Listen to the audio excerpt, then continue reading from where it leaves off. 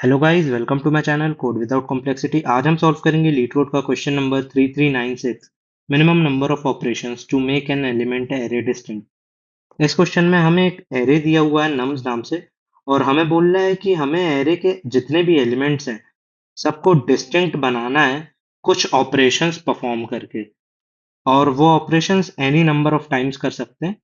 तो देख लेते हैं हमारे ऑपरेशन क्या है। हमारा ऑपरेशन है कि हमें जब भी कोई भी रिपीटिंग एलिमेंट दिखेगा हमें उसके स्टार्टिंग के 3 इंडेक्स तक के एलिमेंट एरे के रिमूव कर देने हैं। और अगर वो 3 एलिमेंट्स नहीं है, एरे का साइज लेस देन 3 है, तो उस कंडीशन में हमें उस पूरे एलिमेंट्स को उसके एरे के रिमूव कर देना है। और हमें यहाँ पे क्वेश्चन में कह रहा है कि एम्प्टी एरे जो है वो भी डिस्टिंक्ट काउंट किया जाएगा। हमारा एम्प्टी एरे भी डिस्टिंक्ट काउंट किया जाएगा, और हमें रिटर्न क्या करना है यहाँ पे? Minimum number of operation needed to make an element array distinct. मतलब हमें नंबर ऑफ ऑपरेशंस रिटर्न करने हैं कि हमने कितने ऑपरेशंस करेंगे कि हमारे एरे के जितने भी एलिमेंट्स हैं वो सारे डिस्टिंक्ट हो जाएं। एक टेस्ट केस देख लेते हैं यहाँ पे। हमारे यहाँ पे एग्जांपल में दिया हुआ है एलिमेंट 1 2 3 4। 2 यहाँ पे फिर से रिपीट हो गया, फिर 3 रिपीट हो गया, फिर यहाँ 5 और यहाँ 7। तो हमने यहाँ पे देखा कि हमारे दो एलिमेंट जो है वो 2 और 3, ये दोनों इस एरे में रिपीट हो रहे हैं। तो जैसे हम इस एरे में आइटरेट मारेंगे, जैसे हमने आइटरेट मारना चालू किया, एरे में लिखा पहले 1, इसकी फ्रिक्वेंसी अभी 1 ही है, मतलब ये एक ही बार आया है अभी। फिर हमने लिखा यहाँ पे 2, ये भी एक ही बार आया है। 3, ये भी एक ही बार आया है। 4, ये भी एक ही बार आया है। फिर जैसे ही हम यहाँ पे 2 लिखेंगे, तो उस कंडीशन में हमें क्या करना है कि जैसे ही यहाँ पे इसका फ्रिक्वेंसी हुई 2, या 1 से ज्यादा हो गई फ्रिक्वेंसी, तो हम इसके स्टार्टिंग के 3 एलिमेंट्स जो है एरे के रिमूव कर देना है। तो अब हमारा एरे जो है वो बचेगा 4 2 3 3 और 5 7। ये हमारा एरे बचा। अब फिर हम आगे बढ़ेंगे। हम यहाँ पे 2 पे थे, अब जैसे ही हम 3 पे गए, इसकी फ्रिक्वेंसी भी अभी इस एरे में, करंट एरे में 1 है। फिर जैसे ही हम आगे बढ़े, यहाँ पे 3 की फ्रिक्वेंसी 2 हो गई। 3 की फ्रिक्वेंसी जो है वो हो गई 2 हो गई। तो हमें यहाँ पे फिर से स्टार्टिंग के जो 3 एलिमेंट्स हैं, यानी कि ये तीनों एलिमेंट्स, इनको एरे में से रिमूव कर देना है। तो हमारा एरे बचेगा 3 5 और 7। और फिर उसके बाद हम यहाँ पे 3 इंडेक्स पे थे, जैसे आगे बढ़ेंगे 5 लिया, 5 की फ्रिक्वेंसी भी 1 है। फिर 7 पे पहुंचे, 7 की भी फ्रिक्वेंसी 1 है। तो ये हमारा फाइनल रिजल्टेंट एरे होगा, रिजल्ट एरे। पर हमने यहाँ पे ऑपरेशंस कितने परफॉर्म किए? एक ऑपरेशन हमने यहाँ परफॉर्म किया, एक ऑपरेशन हमने यहाँ परफॉर्म किया। तो हमारे जो टोटल ऑपरेशंस हो गए, टोटल ऑपरेशन वो हो गए हमारे 2। यहाँ पे हमने 2 ऑपरेशंस परफॉर्म किए, तो इसका आउटपुट जो है वो 2 दे रखा है।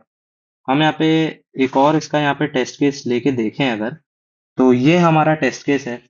अब यहाँ पे इस टेस्ट केस में हमें एलिमेंट्स दिए हुए हैं 1 5 3 4 2 2। तो ये हमारे एलिमेंट्स हैं। हम जैसे जैसे आइटरेट करेंगे अपने एरे पे, इसकी फ्रिक्वेंसी 1 है, इसकी भी 1 है, इसकी भी 1 है, 4 की भी 1 है, 2 की भी 1 है। जैसे ही यहाँ पे हमारा 2 रिपीटिंग हुआ, तो हम अपने एरे में से स्टार्टिंग के 3 एलिमेंट्स हटाया, तो हमारा एरे कैसा हो जाएगा? हमारा एरे हो जाएगा 4 2 2। ये हमारा एरे बचा, और हमने एक ऑपरेशन यहाँ पे कर लिया है। और फिर उसके बाद हम जैसे ही सेकंड इंडेक्स पे, अभी भी हमारे 2 जो है उसकी फ्रिक्वेंसी 1 से ज़्यादा है, ये हमारा डिस्टिंक्ट एरे नहीं है। तो फिर से हम यहाँ पे तीनों एलिमेंट्स इसके हटा देंगे, तो हमारा जो रिजल्टिंग एरे बनेगा वो 0 हो जाएगा, मतलब जिसमें 0 एलिमेंट्स होंगे, 0 एलिमेंट्स। और यहाँ पे हमने एक ऑपरेशन और किया। और क्वेश्चन में हमें कहा गया है कि 0 एलिमेंट वाला एरे भी डिस्टिंक्ट माना जाएगा। तो ये हमारा डिस्टिंक्ट एरे हो जाएगा। और हमने यहाँ पे टोटल ऑपरेशंस कितने परफॉर्म किए? टोटल ऑपरेशंस हो गए हमारे ऑप्स, वो हमारे 2 हो गए। तो हमने यहाँ पे एक चीज क्या ऑब्जर्व करी कि जहां से भी हमारा रिपीटिंग वाला एलिमेंट चालू हो जाता है, तो उसके पहले के एलिमेंट्स हमें हटाने ही पड़ेंगे। जैसे यहाँ पे अगर हम अपना यहाँ पे 2 देखा और हमारा यहाँ पे 2 रिपीटिंग है, और उसका इंडेक्स जो है वो यहाँ पे हो जाएगा 0 1 2 3 4 फिफ्थ। फिफ्थ इंडेक्स वाला जो एलिमेंट है वो यहाँ पे रिपीटिंग है।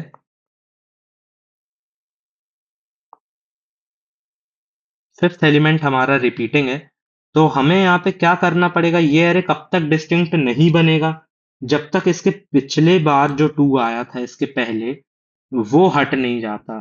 तो जब तक ये हमारा 1 5 3 4 ये सारे एलिमेंट्स हट नहीं जाएंगे, हमारा जो डिस्टिंक्ट एरे है वो नहीं बन पाएगा यहाँ पे। और हमें क्वेश्चन में बोला गया कि हमें स्टार्टिंग के ही 3 एलिमेंट्स निकालने हैं। तो हमारे यहाँ पे सबसे पहली ऑब्जर्वेशन जो हमने की, वो यहाँ पे हमारी सबसे पहली ऑब्जर्वेशन क्या थी कि we can't make distinct array until the occurrence of last repeating element will not go। मतलब कि क्या था इस क्वेश्चन में, मतलब क्या था इसका कि हमारा यहाँ पे डिस्टिंक्ट एरे तब तक नहीं बनेगा जब तक जो भी हमारा रिपीटिंग एलिमेंट है, जैसे यहाँ पे हमारा रिपीटिंग एलिमेंट टू है, तो उसका जो सबसे पहला अकरेंस है वो अगर यहाँ से नहीं हटा, तो तब तक हमारा ये एरे जो है वो डिस्टिंक्ट एलिमेंट नहीं बनेगा। तो हमें क्या होगा, उसका क्या करना पड़ेगा उसके लिए, हमें यहाँ पे हमारा मान लेते हैं पहला अकरेंस रिपीटिंग एलिमेंट का ये वाला था। तो यहाँ से लेके यहाँ तक यानी 1 5 3 4 2 ये हमें अपना एरे हटाना पड़ेगा, तब जाके हमारा यहाँ पे डिस्टिंक्ट एरे बनेगा। तो हमने पहली चीज ये ऑब्जर्व करी। तो अगर ऐसा है, यहाँ पे हम पहले अकरेंस की बात कर रहे हैं, तो एक काम हम ये कर सकते हैं कि हम यहाँ पे पीछे से आइटरेट करना चालू करते हैं। पीछे से आइटरेट करना चालू करेंगे तो क्या होगा, यहाँ पे हमने पीछे से आइटरेट करना चालू किया और हर एलिमेंट का काउंट रखते गए। तो हमने यहाँ पे एक हैश टेबल, या आप एरे भी ले सकते हैं, एरे में भी काउंट कर सकते हैं हर इंडेक्स पे। तो ये आ गया हमारा हैश टेबल, जहाँ पे अलग अलग इंडेक्सेस की वैल्यू स्टोर्ड है, उसका काउंट स्टोर है। ये हो गया 1 का, ये हो गया 2 का, 3 का, 4 5 6 और 7, और ये अप टू जितने भी हमारा टेस्ट केसेस होंगे उसमें हमारा कंस्ट्रेंट दिए होंगे वहां तक जाएगा ये। हैश टेबल या एरे जो भी ले सकते हैं आप। हमने पीछे से आइटरेट करना चालू किया।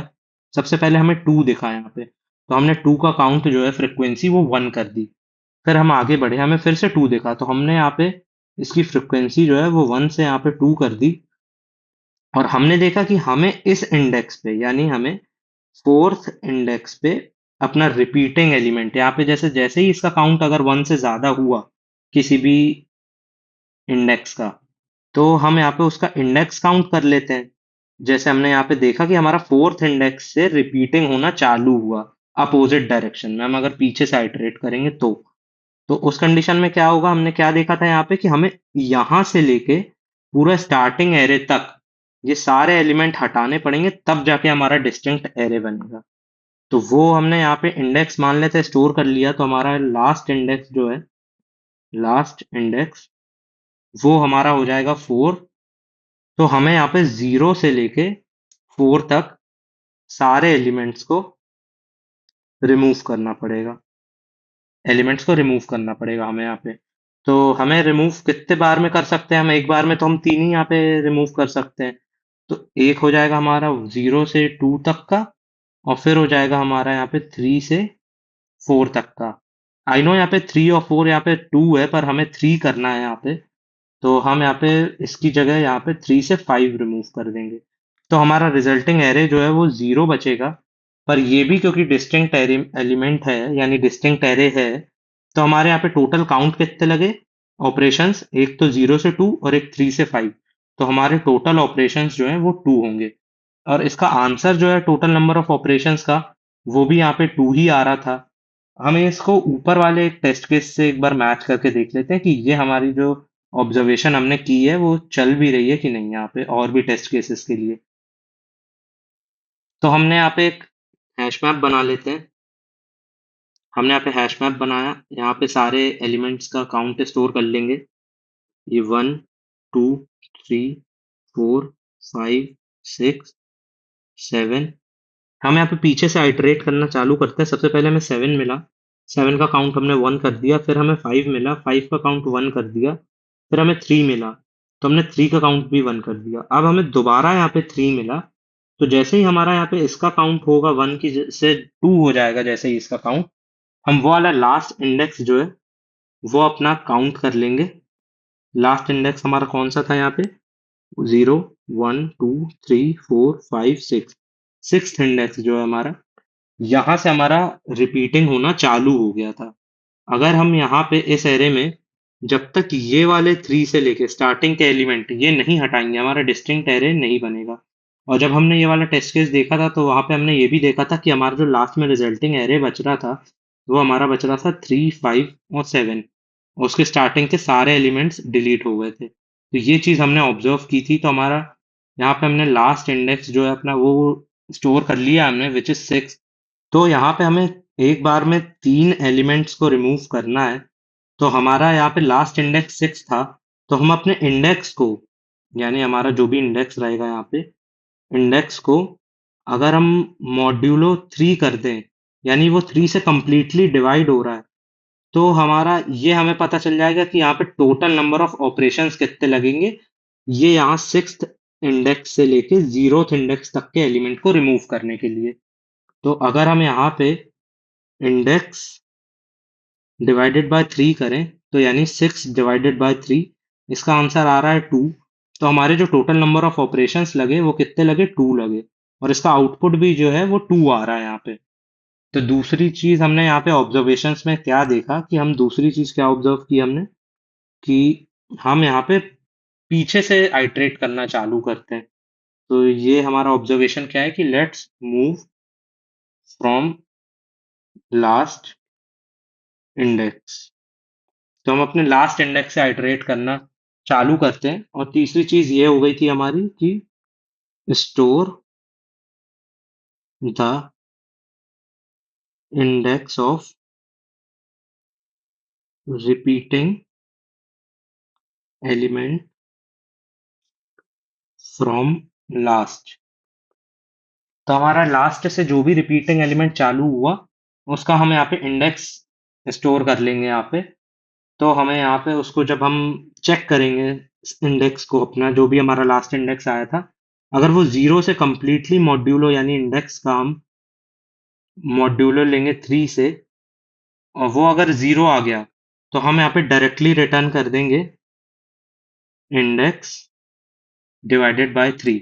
अगर ऐसा नहीं है, हमारा मान लेते हैं कि हमारे एलिमेंट्स जो है वो 7वें इंडेक्स से रिपीट होना चालू हुआ है और हमारा 0 है, तो ये यहाँ पे 0 से 7। तो हमें यहाँ पे रिमूव करने में कितना ऑपरेशंस लगेंगे? एक तो 0, 1, 2, एक बार में ये 3 रिमूव होंगे। फिर बचेगा हमारा 3, 4, 5, दूसरे में ये रिपीट होगा, तीसरे में होगा हमारा 6, 7। तो हमें यहाँ पे 3 ऑपरेशंस लगे, एक इसमें लगा, एक इसमें लगा, एक इसमें लगा। तो यहाँ पे हम जब 7 डिवाइडेड बाय 3 करेंगे तो इसका आंसर आएगा 2। और इसको यहाँ पे +1 कर देंगे तो हमारे टोटल ऑपरेशंस जो है वो 3 ऑपरेशंस आ जाएंगे। और ये हमें कब करना है? जब ये मॉड्यूलो जो 3 से लेंगे हम अपने इंडेक्स का, वो अगर एग्जैक्टली 0 नहीं आएगा तो हम यहाँ पे रिटर्न कर देंगे। इफ कंडीशन से यहाँ चेक कर लेंगे कि इफ अगर ऐसा हो रहा है तो उस कंडीशन में हम रिटर्न कर देंगे इंडेक्स डिवाइडेड बाय 3। एल्स यहाँ पे हम रिटर्न कर देंगे इंडेक्स डिवाइडेड बाय 3 +1। तो ये हमने यहाँ पे इसका ऑब्जर्वेशंस देख लिया, अप्रोचेस देख ली। अब हम इसका यहाँ पे नीचे सूडो कोड लिख लेते हैं। यहाँ पे हम इसका भी सूडो कोड लिखते हैं। तो सूडो कोड में हम सबसे पहले क्या कैलकुलेट कर रहे थे? अपना एक हैश टेबल इंटीजर एरे नाम से ले लेते हैं। इंट हैश टेबल ले लेते हैं, न्यू इंट। हमने यहाँ पे अपना एरे डिफाइन कर दिया है। और फिर उसके बाद हम यहाँ पे डायरेक्टली अपना फॉर लूप रन करते हैं, जो कि हमारा n-1 से 0 तक चलेगा। और हम यहाँ पे चेक कर लेंगे कि जो भी हमारा जैसे ARR है, एरे है हमारा, वो हम ARR से डिनोट कर रहे हैं। तो हमारा यहाँ पे हम क्या करेंगे इसका कि अपना हैश में, मतलब हैश टेबल में से अपना एरे का ith इंडेक्स, अभी हम i से आइटरेट कर रहे हैं तो उसका जो है काउंट बढ़ा देंगे। तो हम यहाँ पे क्या कर रहे हैं? काउंट बढ़ा रहे हैं। मतलब कि यहाँ पे जो हमने ये हैश टेबल बनाई है, यहाँ पे हर एक एक इंडेक्स का जो भी एलिमेंट्स है उसका काउंट बढ़ा दे रहे हैं, काउंट चेक कर रहे हैं। तो हम अपने सूडो कोड में उसका काउंट बढ़ा देंगे और यहाँ पे इफ कंडीशन लगा के चेक कर लेंगे कि इफ हमारा जो हैश है उसमें जो भी ARR पे ith इंडेक्स पे जो भी वैल्यू है, अगर वो उसका वैल्यू 1 से ज्यादा हो गई यानी उसका अकरेंस 2 हो गया, तो हम उसी जगह रुक जाएंगे और अपना लास्ट इंडेक्स नाम से वेरिएबल बना लेंगे, लास्ट इंडेक्स, और वो आई में स्टोर करा लेंगे, i+1 करा लेंगे क्योंकि ये 0th इंडेक्स से चालू होता है हमारा एरे, इसलिए हम यहाँ पे i+1 करा लेंगे इंडेक्स स्टोर, और उधर ही हम अपना ब्रेक कर जाएंगे। हमें पता चल जाएगा कि हमें उधर ही से जो भी ith इंडेक्स है वहां से लेके 0 तक के सारे एलिमेंट्स रिमूव करने हैं, क्योंकि हम पीछे से आइटरेट कर रहे हैं इसलिए आई से लेके 0 तक के सारे एलिमेंट हमें रिमूव करने हैं। तो ये चीज हमने यहाँ पे स्टोर कर ली और फिर हम अपने फॉर लूप से बाहर आ जाएंगे और यहाँ पे हम चेक कर लेंगे कि इफ हमारा लास्ट इंडेक्स जो है वो अगर कंप्लीटली डिवाइड हो रहा है 3 से, अगर वो 0 के बराबर हो रहा है, तो हम यहाँ पे डायरेक्टली रिटर्न कर देंगे इंडेक्स डिवाइडेड बाय 3। तो टोटल नंबर ऑफ हमें ऑपरेशंस मिल जाएंगे। अदरवाइज हम क्या करेंगे, यहाँ पे एल्स रिटर्न कर देंगे इंडेक्स डिवाइडेड बाय 3+1। हम यहाँ पे एक ऑपरेशन और रिटर्न कर देंगे। तो ये हमारा सूडो कोड हो गया। अब हम यहाँ पे इसकी टाइम कॉम्प्लेक्सिटी देख लेते हैं। टाइम कॉम्प्लेक्सिटी इसकी ऑर्डर ऑफ एनी रहेगी, क्योंकि हमने यहाँ पे सिर्फ एक ही बार अपना फॉर लूप रन किया है, और हमारी जो स्पेस कॉम्प्लेक्सिटी होगी वो भी ऑर्डर ऑफ एन हो जाएगी, क्योंकि हमने एन लेंथ का एरे यूज किया है यहाँ पे। चलिए अब इसका हम कोड कर लेते हैं लीड कोड में। जावा में मैं कोड करूंगा, सी प्लस प्लस का कोड आपको कमेंट सेक्शन में मिल जाएगा। ये हम यहाँ पे जावा का कोड कर लेते हैं। सबसे पहले हम अपना एन लेंथ निकाल लेते हैं, जो कि हमारे एरे की लेंथ रहेगी नम्स डॉट लेंथ। और फिर उसके बाद हम यहाँ पे क्या कर रहे थे, एरे बना रहे थे अपना हैश नाम से, जिसमें हम सबका काउंट स्टोर कर रहे थे। और इसकी जो हमारी वैल्यू रहेगी, हमारा कहाँ तक कितनी लेंथ का होगा हैश, तो वो कंस्ट्रेंट से चेक कर लेते हैं। हमारा कंस्ट्रेंट जो है वो यहाँ पे 100 ही तक जा रहा है, तो हम यहाँ पे 100 लेंथ का ही हैश ले लेंगे। 100 से एक ज़्यादा ले लेते हैं, 101। और फिर उसके बाद हम एक लास्ट इंडेक्स नाम से वेरिएबल बना लेते हैं, जिसकी वैल्यू इनिशियली 0 दे देंगे। और फिर उसके बाद हम यहाँ पे आइटरेट करना चालू करेंगे इंट नम से। नम्स में अपन आइटरेट कर रहे हैं और हम अपने हैश वाले फ्रिक्वेंसी काउंटर में नम की जो भी यहाँ पे हमारा नम होगा उसको हम इंक्रीमेंट कर देंगे। और फिर उसके बाद यहाँ पे इफ कंडीशन लगा के चेक कर लेंगे कि इफ हैश ऑफ नम अगर ग्रेटर देन 1 हो जाता है, तो उस कंडीशन में हम क्या कर रहे थे, अपने लास्ट इंडेक्स पे आई की वैल्यू स्टोर कर रहे थे। पर हम यहाँ पे आई से नहीं आइटरेट कर रहे हैं, हम यहाँ पे डायरेक्टली इसको यूज कर रहे हैं, तो इसको आई से ले लेते हैं। आई हम अपने पीछे से आइटरेट कर रहे हैं, तो आई n-1 से चलेगा। आई जाएगा हमारा 0 तक, आई माइनस माइनस ये हट जाएगा हमारा। और फिर उसके बाद हम यहाँ पे अपना नम्स ऑफ आई ले लेंगे, नम्स ऑफ आई। और हम यहाँ पे जैसे ही हमने यहाँ पे इंडेक्स स्टोर किया, उसके बाद हम यहाँ पे ब्रेक कर जाएंगे और लास्ट में हम चेक कर लेंगे कि ये लास्ट इंडेक्स जो है हमारा, वो अगर 3 से कम्प्लीटली डिविजिबल है, तो उस केस में हम डायरेक्टली रिटर्न कर देंगे लास्ट इंडेक्स डिवाइडेड बाय 3। और अगर ऐसा नहीं है तो हम यहाँ पे रिटर्न कर देंगे last index divided by 3+1। Example test cases run करके देख लेते हैं। रन हो गए, सबमिट करके देख लेते हैं यहाँ पे। ये सबमिट हो गया है। इसकी टाइम कॉम्प्लेक्सिटी 98% आई है। सी प्लस प्लस का कोड आपको कमेंट सेक्शन में मिल जाएगा। Thank you for watching guys.